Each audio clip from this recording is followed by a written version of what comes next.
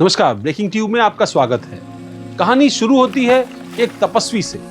बहुत समय पहले की बात है, धरती पर अधर्म बढ़ चुका था। राजा महाराजाओं में अहंकार इस कदर भर चुका था कि प्रजा रोती थी और सत्ता हंसती थी। तभी एक ब्राह्मण पुत्र, जिसने जीवन भर तप में बिताया, शांत होकर नहीं बैठा, बल्कि उसने कुल्हाड़ी उठाई और कह दिया, जब तक जीवन में धर्म की रक्षा नहीं होगी, मेरा तप अधूरा रहे।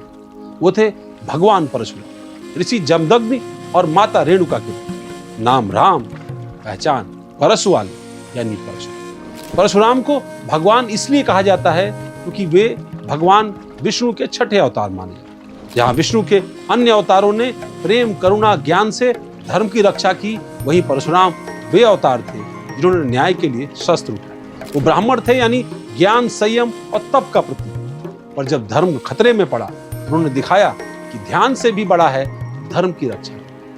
परशुराम वो थे जो वचन के लिए पिता का आदेश मानकर माता का वध भी कर सकते थे, फिर तपस्या के बल पर उन्हें पुनर्जीवित भी कर सकते। उनका जीवन बलिदान, तप, युद्ध और न्याय का अद्वितीय संगम है।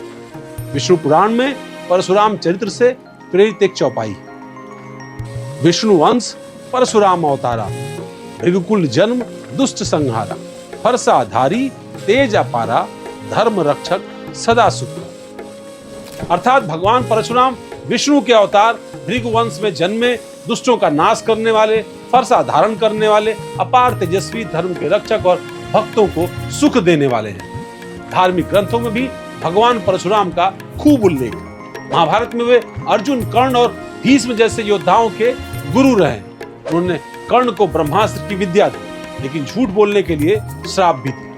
रामायण में सीता स्वयंवर के दौरान राम द्वारा शिव धनुष तोड़े जाने के बाद परशुराम क्रोधित होकर प्रकट हो गए। राम के तेज और विनय ने परशुराम को यह समझाया कि वही विष्णु के अगले अवतार। विष्णु पुराण में भागवत पुराण के अनुसार परशुराम ने अत्याचारी सहस्त्रबाहु का वध किया। उन्होंने 21 बार पृथ्वी को अधर्मी क्षत्रियों से मुक्त किया। पद्म पुराण, हरिवंश पुराण में परशुराम के ब्रह्म तेज, संयम, युद्ध कौशल का विस्तृत वर्णन मिलता है। आज परशुराम जयंती है। परशुराम जयंती केवल जन्म नहीं, एक विचार का उत्सव। परशुराम जयंती हर साल अक्षय तृतीया के दिन मनाई जाती है। अक्षय तृतीया यानी एक ऐसा पुण्य काल जो कभी समाप्त नहीं होता। इस दिन का मतलब है धर्म की रक्षा के लिए शक्ति, बुद्धि दोनों की आवश्यकता। परशुराम जयंती केवल उनके जन्म नहीं, बल्कि एक चेतावनी भी है। जो अन्याय के सामने मौन हो गए तो तुम भी दोषी।